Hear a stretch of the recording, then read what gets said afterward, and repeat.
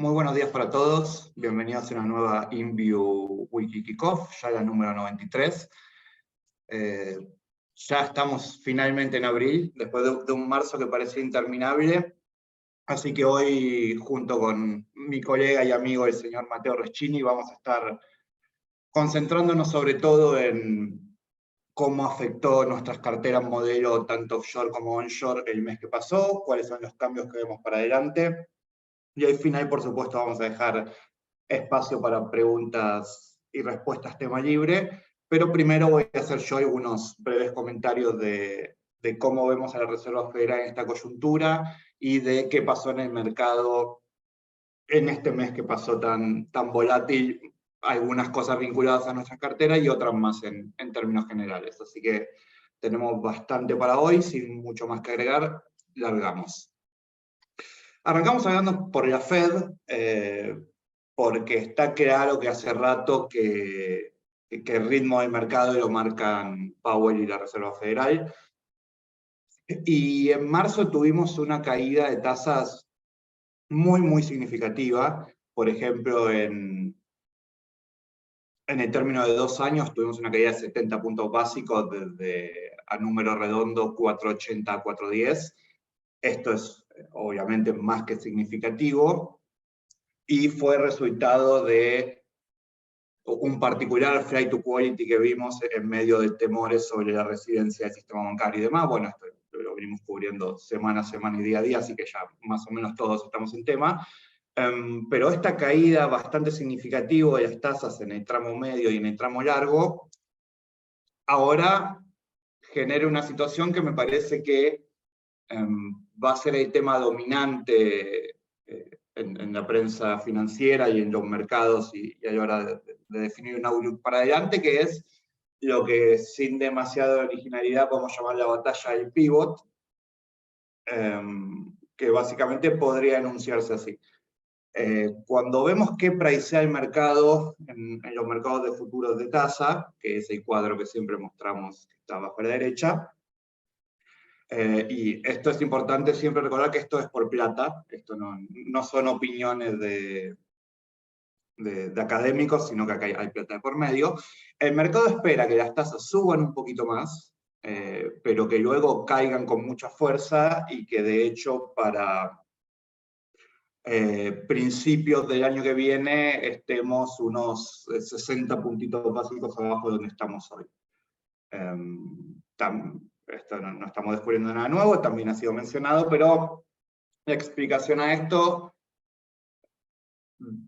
simplificada, podría ser que el mercado espera que la fuerte suba de tasas y muy acelerada que vimos hasta acá pase cierto lag y tenga un impacto fuerte sobre la actividad. Esto sumado a los problemas bancarios van a forzar a la Fed a que tenga que bajar sus tasas de interés bastante antes de lo que prevería. Pero ¿qué dicen los académicos de la Fed? Que de ninguna manera. Salió a hablar Arida, que es un académico bastante influyente de la Fed, que fue miembro del comité hasta hace poco, y dijo básicamente, puede haber una pausa en las subas de interés. De hecho, ahora vamos a ver que para la próxima reunión todavía no está fully priced otra suba. Pero que bajemos las tasas de este año, olvídense, bastante taxativo.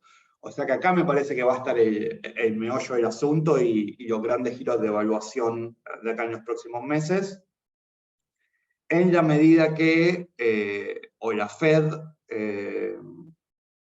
empiece a acomodar su discurso a que si la desinflación es muy fuerte o que la caída de la actividad es más de lo que se esperaba, van a empezar a bajar tasas, o que las expectativas del mercado se empiecen a alinear un poquito más con lo que espera la Fed.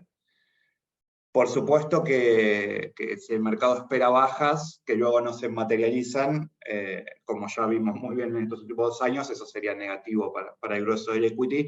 Así que creo que este es el tema a monitorear de acá para adelante, pero también es lo que venimos monitoreando hace 1 año y medio más o menos. Me parece que la gran diferencia es que ahora el eje de la discusión, que antes estaba centrado exclusivamente en la inflación, ahora también por lo menos incluye la actividad o incluso pasa a ser la actividad, y la discusión quizás en unos meses no sea el nivel de inflación, sino sea qué tan profunda puede ser la recesión que enfrenta Estados Unidos, y en ese contexto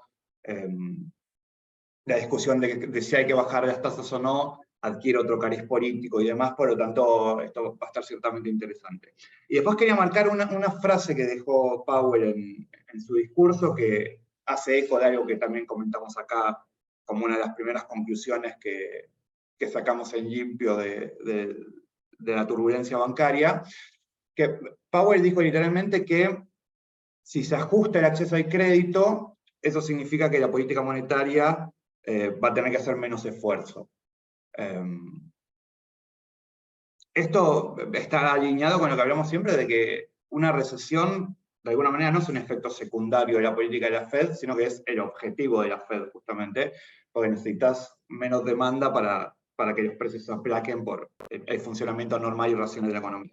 Entonces, lo que nos dice acá Powell es, ojo, porque si los bancos empiezan a ser más cuidadosos con el capital y ya no prestan tanto, eso va a aplacar la actividad por sí sola y quizás no tengamos que hacer tanto esfuerzo con la política monetaria. Lo cual coincidimos, y es cierto, el tema por el cual el mercado empieza a preciar casos bastante rápido, es que si ese frenazo de crédito es demasiado fuerte, y la actividad no afloja un poco, sino que afloja bastante, ya la desinflación va a pasar en un segundo lugar y va a empezar la presión general para que Powell de marcha atrás y empiece a ajustar un poco. Está el viejo chiste en Wall Street, que es para qué sirve subir las tasas de interés. Bueno, sirve para después bajarlas cuando sea necesario. Y después obviamente arrancó un lobby fuerte ya hace rato, pero juntamos acá varios exponentes. Hay un gran coro amplio de gente que le pide a Powell que afloje con la suba de tasas, con los argumentos más diversos, algunos porque podría estresarse todavía más la situación de los bancos. El lado más político que está siempre encarnado por la senadora Warren viene más por el lado de los trabajos que se podrían perder y demás. Elon Musk directamente no se anduvo con chiquitas y pidió que bajen la tasa 50 puntos básicos en la última reunión donde subieron 25. Bueno, esto pasa más porque si le pedimos opinión a un zapatero de si necesitamos zapatos nuevos, nos va a decir que sí. Es lógico que los grandes popes tecnológicos, desde Elon Musk hasta Bill Ackman, pasando también por Katie Wood de ARK, que siempre están en este pelotón, es lógico que quieran tasas más bajas. O podemos hacer un argumento del estilo de Robin Brooks, de la izquierda más académico, donde él muestra que la inflación realmente está aflojando y que de hecho, si está la gran discusión con respecto a Shelter, que es, digamos, alquiler barra propiedad inmueble, que es el componente más fuerte del CPI, que eso está lagueado por cómo se mide. Entonces si eso tomáramos el tiempo real, que en realidad está cayendo en lugar de residual, la inflación ya estaría bastante más cerca del 2% que es target de donde está hoy. Entonces, bueno, ahí hay una larga discusión académica, pero lo que está claro es que todo el mercado le pide a Powell que afloje un poco, porque están a la vista los resultados de tener que subir las tasas. Acá me parece que también hay un tema de que tuvimos un bull market muy largo, con tasas demasiado bajas por demasiado tiempo, y eso me parece que modificó un poco las expectativas de los agentes económicos, e incluso muchos agentes económicos solo habían trabajado en este contexto, entonces no estaban acostumbrados a otra cosa. Pero bueno, esto es un poco el ciclo natural de la economía. Quizás lo extraño fue lo que pasó hasta ahora. Igualmente hay que darle la derecha. Nosotros fuimos, obviamente muy humildemente, en mi caso de Parque Chats, fuimos muy críticos con la política monetaria, tanto de la Fed como sobre todo el Banco Central Europeo, que tardaron muchísimo en empezar a subir las tasas. Pero ahora hay que darle la derecha, que en medio de un cimbronazo bancario, tanto los Lagarde en Europa como Powell en Estados Unidos siguieron adelante y dieron una nueva vuelta de rosca a la suba de tasas cuando podrían perfectamente haber usado eso de excusa. Los bancos centrales están firmes con su compromiso contra la inflación. Podemos acusarlos de no haber hecho lo suficiente al principio. Recordarán de toda esa etapa de la inflación es un fenómeno transitorio, se seguía con el quantitative easing, mientras paralelamente la inflación estaba desbocada y el mercado laboral también, pero bueno, hoy quizás tarde pero seguro, las subas de tasas están, independientemente de los problemas que se van generando en el medio. ¿Y cuál es el pronóstico para la próxima suba de tasas? Bueno, hay dos grandes campos, digamos, entre los analistas, que están los que esperan una pausa inmediata y los que esperan 25 bps más y pausa luego. Al cierre del viernes pasado, esto estaba literalmente 50-50. Hoy miré a la mañana y ya estaba casi 60% a favor de una suba del 25% y 40% pausa. Esto me parece que tiene nombre y apellido y lo vamos a ver ahora un poquito más adelante. Entrando ya un poco más en las consecuencias de mercado, ganadores y perdedores, tanto de equity como de renta fija. Arrancamos por el equity. El gran ganador fue el Nasdaq. Todo lo que muestro es el cierre del jueves, aclaro para las dudas. El Nasdaq fue el gran ganador, quizás porque las grandes tecnológicas miran de costado hasta cierto punto los problemas que podría generar una disminución del crédito de las entidades financieras, porque tienen grandes posiciones de caja, porque tienen obviamente acceso al mercado directo y demás, y además porque, por el motivo que sea, pero las tasas bajaron. Ya vimos el año pasado lo que le puede causar el Nasdaq que las tasas suban. El efecto contrario genera obviamente el resultado contrario. Después el SPI anduvo muy bien, como benchmark, la verdad que fue muy fuerte su performance, estaba prácticamente neutro. Ahora después vamos a mostrar un poquito por qué. Y emergentes, anduvo muy cerca del SPI en una demostración de fortaleza bastante interesante, sobre todo emergentes a caballo de China y especialmente de lo que pasó con Alibaba. Lo hemos puesto en los informes, pero lo comento. Apareció Jack Ma después de un largo tiempo que estaba guardado, y se decidió dividir Alibaba en 6 subsidiarias y darle a cada una libertad para tomar deuda, para hacer IPOs y demás. Veremos si esto termina siendo otra capa adicional de burocracia o realmente esta independencia es positiva para los accionistas. Por lo pronto, el objetivo declarado de la medida es generar mayor valor para los accionistas, sufridos accionistas de Alibaba, que no es poco, porque podrían haber puesto otra razón, podrían haber puesto incrementar el bienestar del pueblo chino, por ejemplo. O sea que me parece que ahí hay un reconocimiento implícito de que quizás se fue demasiado lejos y ya resulta contraproducente afectar tanto regulatoriamente a las principales empresas de tu propio país. Como siempre hablamos, China es, cada vez que mencionamos China hacemos el disclaimer de que hay riesgos de todo tipo, pero bueno, colaboró a un mes bastante sólido de lo que es emergentes. Y acá empezamos con los impactos. XLE, que es energía, 5 abajo, igual esto hoy ya seguramente terminaremos arriba, pero es interesante notar cómo hasta más o menos el 23 estaba casi 10 abajo, que ya lo mencionamos, que hubo un impacto muy fuerte sobre la energía, que no entendíamos por qué no se extendía el resto de otros commodities o de otros tipos de activos, porque si había una caída generalizada de la actividad no iba a afectar sobre el petróleo, pero bueno, ya tuvimos una recuperación interesante.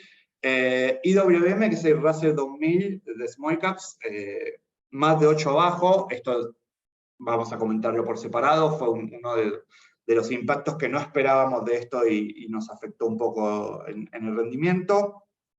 Sector financiero menos 12, XLF, igual recuerden que vimos que XLF hay aseguradoras, está Berkshire Hathaway, están los bancos más grandes, Pero llama la atención que un índice amplio de small caps caiga 8 y el financiero 12, cuando el epicentro del problema claramente está en el sistema financiero. Pero si usamos KRE, que es ya un ETF más especializado de bancos regionales y no tan grandes, ahí sí vemos que hubo una caída casi del 30%, y un poco que aparte no muestra grandes rebotes desde el fondo. En la medida que la situación se acomode un poco y sepamos qué cambios regulatorios enfrenta la industria de acá para adelante, ahí veremos si empezamos a ver un rebote sostenido desde acá. Pero bueno, hoy claramente es la manera más simple de ver cómo sectorialmente quienes tuvieron más exentos de este problema y a quienes les pegó de lleno. En lo que hace a renta fija también bastante interesante. Si se fijan, todos los ETF más tradicionales como EA, que son treasuries de 3 a 7 años, LQD, que es títulos investment grade, o incluso AG, que es un fondo que busca captar la totalidad del mercado de deuda norteamericana y que nosotros usamos de benchmark, todos anduvieron muy bien, como es lógico. ¿Por qué es lógico? Por lo que mostramos antes de que las tasas bajaron. Si las tasas bajaron, estos instrumentos que en general tienen una duration no corta, es lógico que muestran una suba interesante. En cambio, HIG, que es el ETF de deuda ya no investment grade, sino high yield, fíjense que sufrió un par de puntitos durante gran parte del mes, pero lo recuperó al final y cerró prácticamente neutro, lo cual es bastante llamativo porque, por lo menos a mí me resulta llamativo porque veíamos antes que el mercado espera una serie de bajas de tasas, previsiblemente porque la actividad va a sufrir un golpe importante, pero los títulos high yield, que deberían ser los que se estresa el crédito ante un problema en el nivel de actividad de la economía, no fueron prácticamente afectados. Y por último, PFF, que explica buena parte de nuestra underperformance en el mes en las carteras offshore. Ya lo comentamos en el market note que mandamos, después lo comenté yo en una wiki, brevemente lo comento. PFF son acciones preferidas, el problema es que un tercio prácticamente del fondo son acciones bancarias, lo cual es lógico, porque los bancos son los emisores más usuales de ese tipo de instrumentos.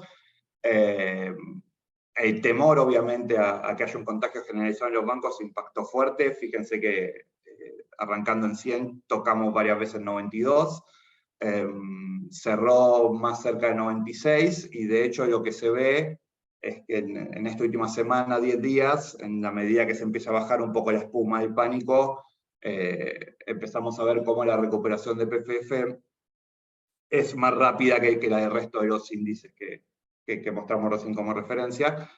Si se fijan, lo mismo, siempre desde el 23 se empieza un poco a verse en los charts cómo se calma un poco todo. Esperemos que esto continúe revirtiendo la media y este mes haga el catch-up de lo perdido el mes pasado en un escenario ideal, y lo iremos monitoreando. Esto es lo que les comentaba un poco de los small caps. Fíjense, esto es cuando yo levanto algún ladocito, esto apareció en MarketWatch.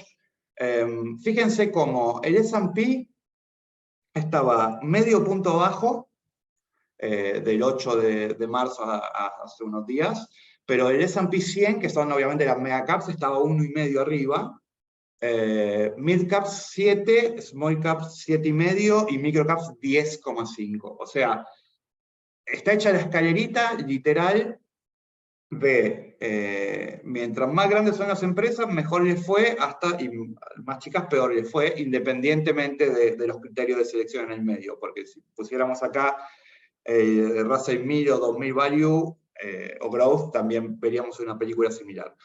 ¿Cómo se explica esto? Bueno, hay varias explicaciones, nos quedamos básicamente con dos. Una que es un tema de flujo, que en las trincheras no hay ateos, en caso de crisis se empieza a vender, y obviamente en las mega caps tenés un mercado más fluido, y tenían más demanda por esto de las bajas tasas, por lo tanto amortiguó mucho mejor, y en cambio en las microcaps donde no tenés padrino, bueno, hubo que reventar el precio que se pudiera. Y una explicación alternativa quizás más de fondo, es que hayamos tenido un shift de mercado, y el mercado empiece a ver la posibilidad de que los bancos comiencen a ser mucho más selectivos con el crédito. Entonces a las empresas más chicas que dependen mucho más de ese acceso al crédito, porque no tienen la profundidad que pueden tener los Google o los Apple de este mundo, se los castigue más fuerte. Veremos, la verdad que es muy temprano para decirlo. Me parece que debe haber un poco de ambos mundos. En todo caso, no creo que haya 12, 13 puntos, que la diferencia entre megacaps y microcaps, que se hayan prediciado tan rápido por eso, pero bueno, puede ser, lo seguiremos de cerca. Y después, por supuesto, lo que se ve es que en el gráfico de la derecha, un poco lo que comentábamos y mostrábamos recién, sectores defensivos o de crecimiento anduvieron mucho mejor de que los sectores más vinculados a la actividad más de cerca. Por eso financials, energy, real estate, materiales e industriales sufrieron bastante en lo que va del mes.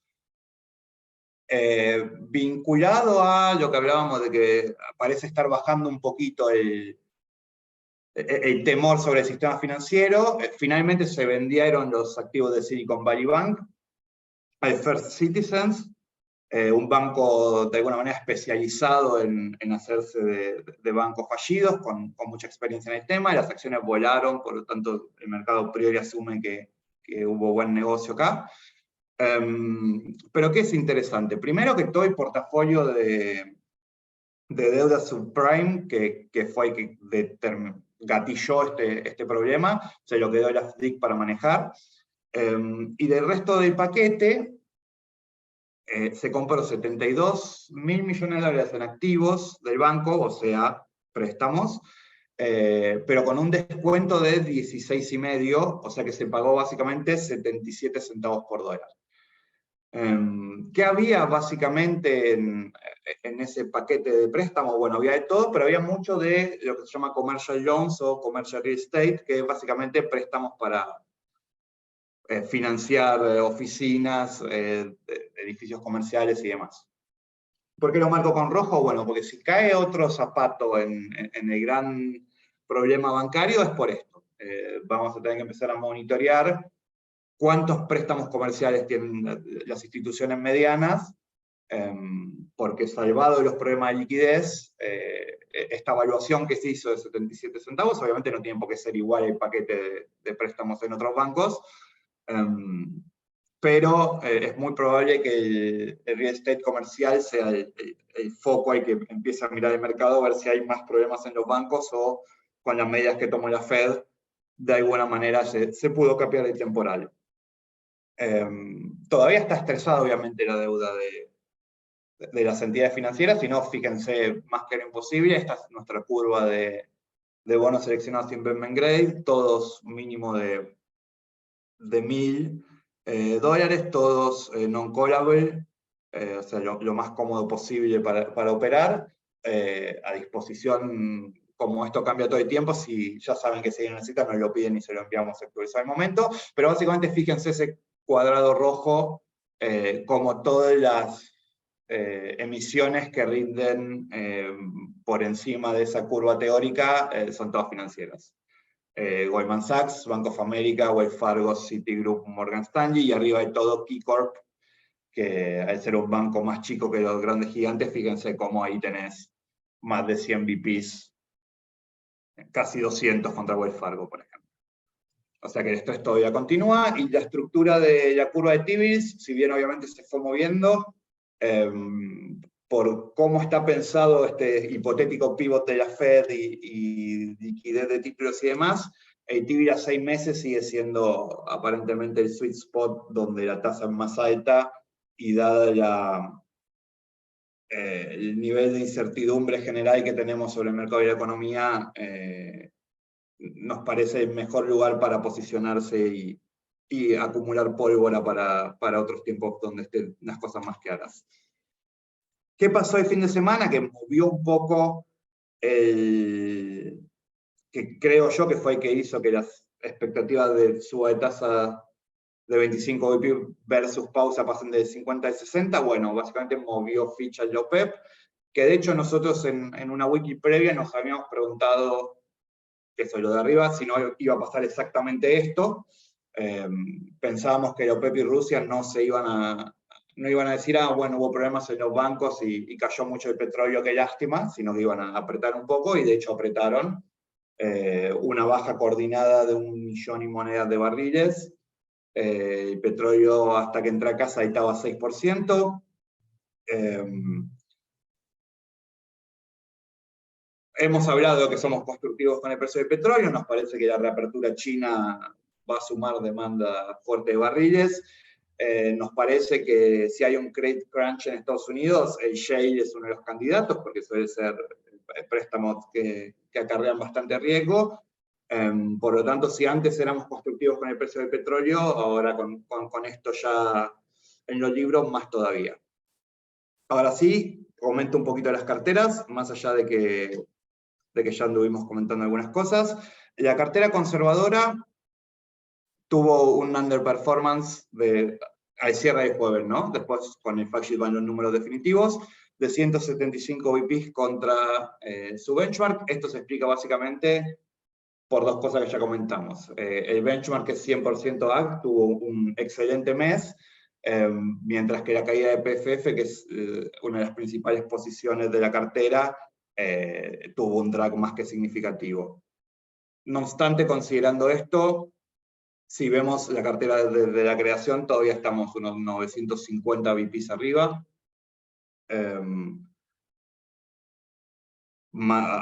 Incluyendo obviamente esto que se descontaría en este mes. ¿Qué decidimos hacer? Bueno, decidimos cerrar la posición en BTIP, que era nuestro último hedge inflacionario que nos quedaba en la cartera. En algún momento supimos tener, creo que 30% entre BTIP y STIP, y con esto cerramos por el momento. Esto lo decidimos antes obviamente, de esta suba de petróleo, que va a poner un poquito de presión, pero nos parece de cualquier manera el movimiento correcto. Y en línea con lo que veníamos comentando, sumamos para ese 10% un T-bill con vencimiento a fines de septiembre, porque creemos que en esta circunstancia de incertidumbre y con estas tasas, no nos parece para nada una opción despreciable para bajar un poco el riesgo de la cartera, y más adelante veremos cómo se desarrollan los acontecimientos. Pasando a la cartera moderada, que es por lejos la que peor fue impactada, porque en esta cartera tenemos el triple combo de XLE, que si bien se recuperó bastante, y hoy debería tener un gran día, tuvo un lag importante, XLF y PFF, o sea, todo junto.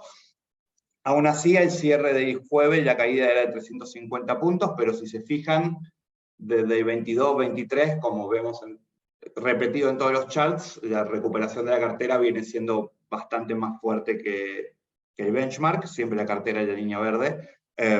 Esperemos que esto continúe durante este mes. Y con este resultado hasta ahora provisorio, quedaríamos 30 puntitos por encima del benchmark, pero que obviamente se nos acerca bastante. Fíjense en la evolución de la cartera, es bastante frecuente que tengamos periodos de overperformance y luego volvemos a tocar el benchmark, lo cual tiene cierta lógica, porque cuando yo pienso la cartera en función del benchmark que declaramos, por lo tanto, si bien puede pasar que por algunas decisiones valientes se abra un gap como acá, o se abra un gap negativo como ahora vamos a ver en la agresiva, lo lógico es que las líneas estén dentro de todo bastante cercanas, si no está malo la cartera o el benchmark. Acá tomamos una decisión similar, sumamos el mismo TIBI que en la cartera conservadora, y cerramos la posición en Iron Mountain. Fíjense que les mencioné 3 activos problemáticos que tuvimos en el mes, y esos 3 no los tocamos, justamente porque no creemos que hayan cambiado las condiciones de fondo, sino si los cambiaríamos, y por lo tanto deberíamos ver cierta reversión, y si lo cerramos acá, sería un poco hacernos la doble Nelson de asumir toda la caída, pero no disfrutar el rebote. Nos podemos equivocar, obviamente, pero así lo estamos viendo. Decidimos cerrar Iron Mountain no porque nos parezca que el papel está mal o que haya algún problema o lo que sea, de hecho en la cartera agresiva sigue estando, sino porque decidimos reducir al mínimo la cantidad de PICs discrecionales que tenemos en la cartera, tanto obviamente conservadora como moderada, y dejar un poco eso para la cartera agresiva, donde, como su nombre lo indica, uno está dispuesto a tomar más riesgos. A ver, todo es un PIC discrecional, porque yo podría poner cualquier otra cosa acá, pero digamos, single names, empresas puntuales, de a poco fuimos depurando, y si se fijan hoy, con este último cambio que hicimos, todo el equity son índices amplios, con obviamente temáticos, algunos de dividendos, otros sectoriales, pero índices muy amplios compuestos por un gran número de acciones, y no hay ninguna apuesta individual por ninguna. Por último, agresiva estamos 60 puntos, el viernes estamos descontando algo, así que esto es probable que cierre bastante cerca de flat.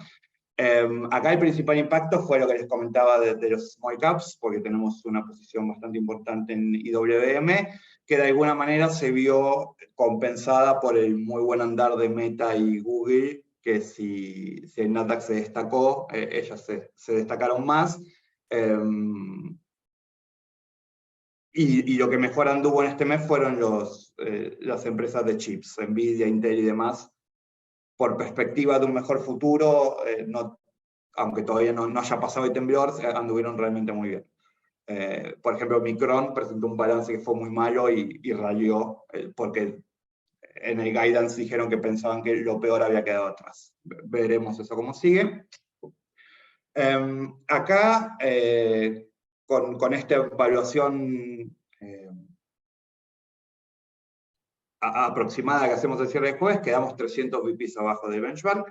Veremos si logramos recortar esto en los próximos meses. Acá sí decidimos hacer cambios quizás más de fondo. Les comentaba un poco que con los small caps no quedaba claro si simplemente era un tema de flujos o había cambiado el escenario económico, y quienes dependan del crédito para su capital de trabajo iban a tener mayores problemas. No estamos seguros de qué está pasando, por lo tanto decidimos recortar un 5% en la posición, no cerrarla, pero sí hacer un recorte. Cerramos URA, que era una apuesta por la industria de uranio, que un poco nació como respuesta para lo que nosotros imaginábamos como un posible escenario desatado por la invasión de Rusia y Ucrania, donde ¿se acuerdan que hubo saltos gigantescos en el costo de la electricidad en Europa y el gas también por momentos? Acá teníamos que traer barcazas y era imposible. Bueno, pero esa situación, a las patadas, bien o mal, se resolvió, y ya no vemos un escenario donde esto se materialice en el mediano plazo incluso, además de ser un papel muy volátil. Y con este 10% que juntamos entre los dos, sumamos Phil. Phil lo comentamos en algún momento, incluso lo mencionamos como que lo estábamos monitoreando. Phil es similar a XLE, o sea, sector de producción de petróleo, pero si XLE es solo Estados Unidos, Phil incorpora al resto del mundo, digamos. Papeles como Shell, British Petroleum, Total, y etc. De cualquier manera, los grandes productores norteamericanos obviamente siguen estando, los Chevron y Exxon de este mundo, pero con un poco menos de ponderación para darle espacio a otros majors de otros países. ¿Por qué ponemos Phil y no XLE? Bueno, porque los majors que no son norteamericanos tienen valuaciones un poco más atractivas, por lo tanto, ya que acá esto es agresivo y estamos dispuestos a correr el riesgo, vamos con Phil nomás. Obviamente hoy debería andar muy bien a caballo de la suba del petróleo, así que ahí arrancaríamos con el pie derecho. Dicho todo esto, un breve anuncio futuro, y ya le paso a Mateo para que hable un poquito del onshore. Armamos 2 carteras armadas específicamente con mutual funds, que específicamente tenemos acuerdo con Pershing. La idea de esto es para quienes tengan potenciales prospects que quieren abrir en Pershing, o quienes no conozcan demasiado el mundo de los mutual funds y demás, tengan un lugar por donde al menos empezar. Las carteras ya están armadas, de hecho venimos traqueando los rendimientos, el mes pasado anduvieron bastante bien. Le queremos dar un poquito más de rodaje todavía, porque aparte fue un mes muy atípico como para sacar conclusiones. Y además estamos cerrando alguno que otro acuerdo importante en estos días, por lo tanto queremos ver si amerita la inclusión de algún fondo de esas familias. Pero bueno, las carteras están armadas. Si alguien tiene alguna consulta sobre esto, obviamente háganme ya, se las podemos enviar y podemos discutir, pero yo calculo que en unas semanas o por ahí el mes que viene ya hagamos la presentación un poco más formal de esto y empecemos a dar seguimiento bastante más de cerca. Dicho todo esto, Mateo, te paso la palabra. Perfecto, ahí vamos. Hizo el compartir. Ahí vamos. Bueno, buena semana para todos. Arrancamos un poco, va a ser breve esto, así no nos pasamos de tiempo. Voy a meramente hablar de las carteras. La verdad es que dentro de lo que fueron las, bueno, las 4 carteras onshore que tenemos, tuvimos un marzo mixto, ¿sí? Dentro de la cartera conservadora, que bueno, el año pasado tuvimos un temita, digamos, con todo el sell-off de la curva SER. La verdad que en los últimos meses viene bastante bien, pegándose al benchmark dentro de lo que se puede. Este último mes tuvo un muy tenue overperformance. La verdad es que en ese sentido, bueno, si uno ve desde Inception, realmente va a ser muy difícil puentear esa pérdida de capital que tuvieron los activos, pero en el corto plazo, o sea, en el reciente corto plazo hacia atrás, estamos bastante pegados al benchmark. Dentro de esta cartera, recuerden que tenemos más que nada activos SER y habíamos, bueno, metimos una LEDE ahí también, como para poder tratar de replicar con una tasa lo más cercana a inflación posible. Entonces, por ese lado, vimos que, bueno, quedó esa LEDE de mayo ahí. La dejamos para el próximo mes, y lo que sí vamos a cambiar, vamos a hacer como un roleo preventivo, ¿sí? De la lecera abril que teníamos. Entonces, antes de llegar a vencimiento y ver qué ofrecen en la licitación, vimos que la lecer julio tenía tasas interesantes y que podíamos llegar bueno, hacer el cambio antes del vencimiento.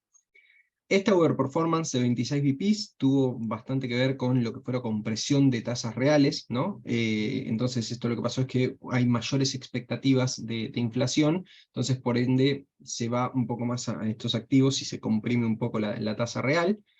En este caso, fíjense que tanto la LECER mayo como la LE de mayo crecieron un poco por encima del benchmark.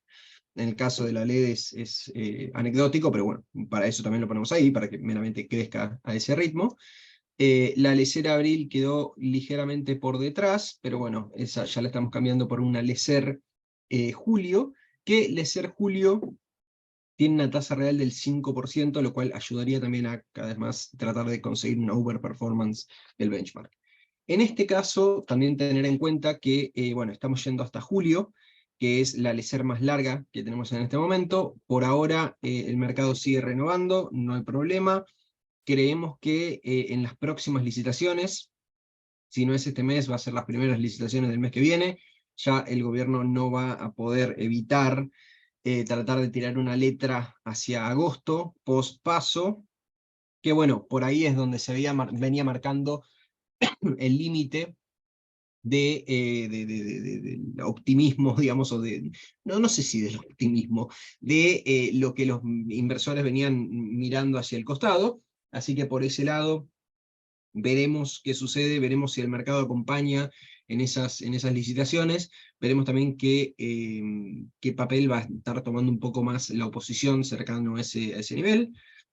La verdad que por el momento ha habido algunos comentarios, ha habido algunos comunicados, no hubo comunicados tan fuertes. El único que directamente aludió al tema de una manera fuerte fue Morales, diciendo que iban a reperfilar todo, pero bueno, del resto por ahora no tenemos novedades. Entonces, por ahora nos quedamos cómodos hasta julio. Veremos el mes que viene qué hacemos con los instrumentos mayos, si lo pasamos a junio, si dividimos entre un dual y una Lesser junio, porque nos queda todavía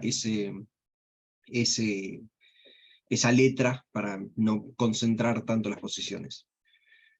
En la cartera moderada, la verdad que en este caso tuvimos un underperformance respecto del benchmark. Recuerden que este benchmark es 40% SER, 40% CCL y un 20% Merval.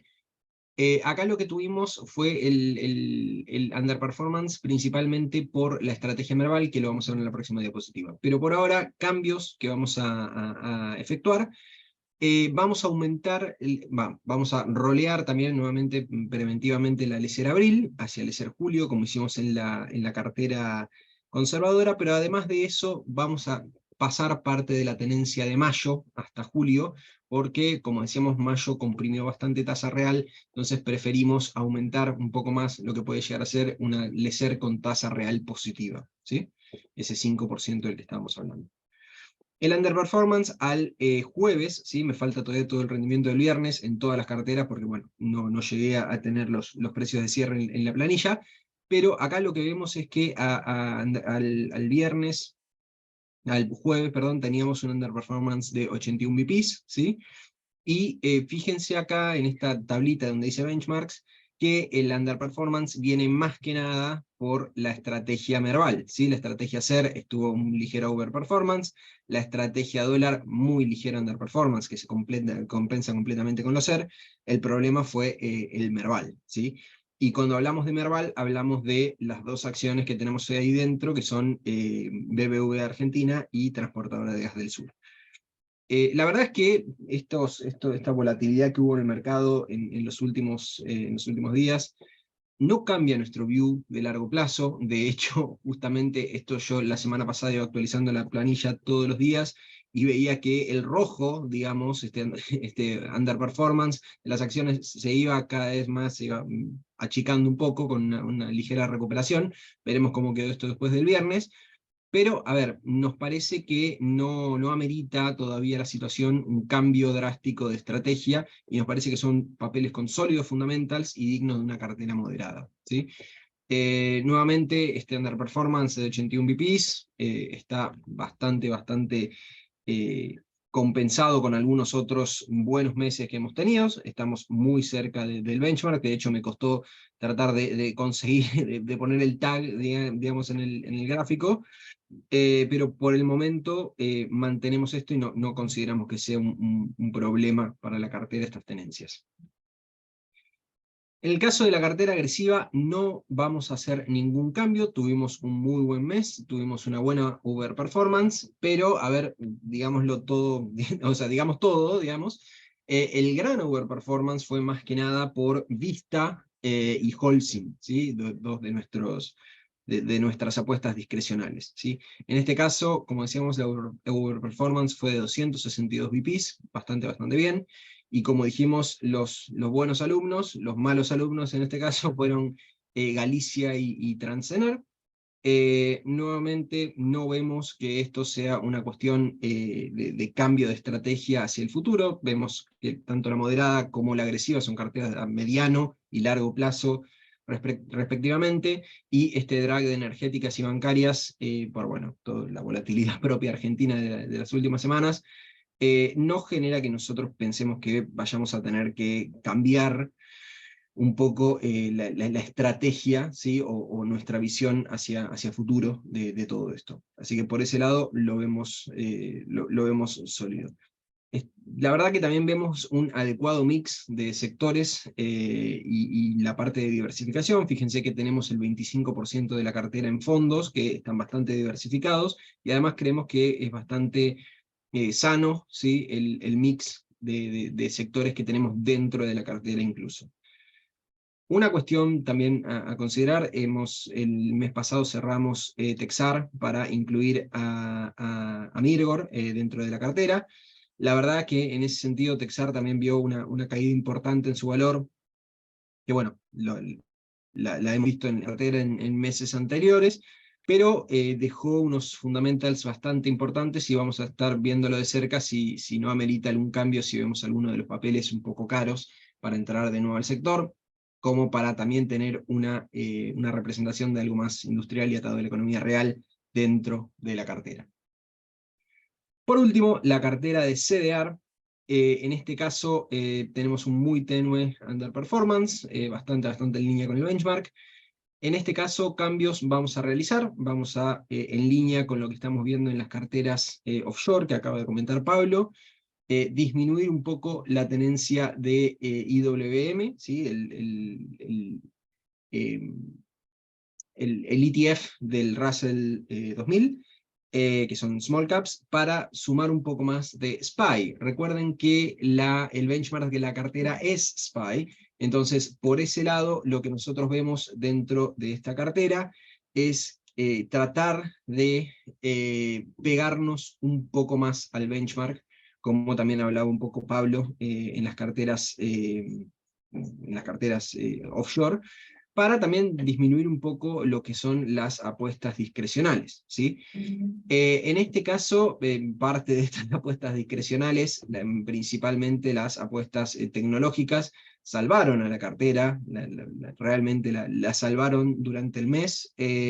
Fíjense lo que fue Nasdaq, Microsoft y Google, la verdad que en ese sentido ayudaron muchísimo a levantar un poco lo que fue la mala performance de, por ejemplo, el IWM o, aún peor, el XLF. ¿Sí? El XLF es el ETF financiero, ¿sí? Bancario, y bueno, no fue un buen mes para los bancos en el exterior. Ya hablaron de Silicon Valley Bank, Credit Suisse, tuvimos varias de esas cuestiones, pero nuevamente nos parece que dentro de lo que son la posición tecnológica que tenemos dentro de la cartera y la posición tecnológica que vamos a tener ahora también un poco con el SPY, nos parece que mantener algo de sector financiero es sano para la diversificación de la cartera. No vemos riesgo sistémico, entonces por este lado consideramos que bueno, estas caídas son un ajuste de precio y también es un ajuste, digamos, a una situación circunstancial, en nuestra opinión.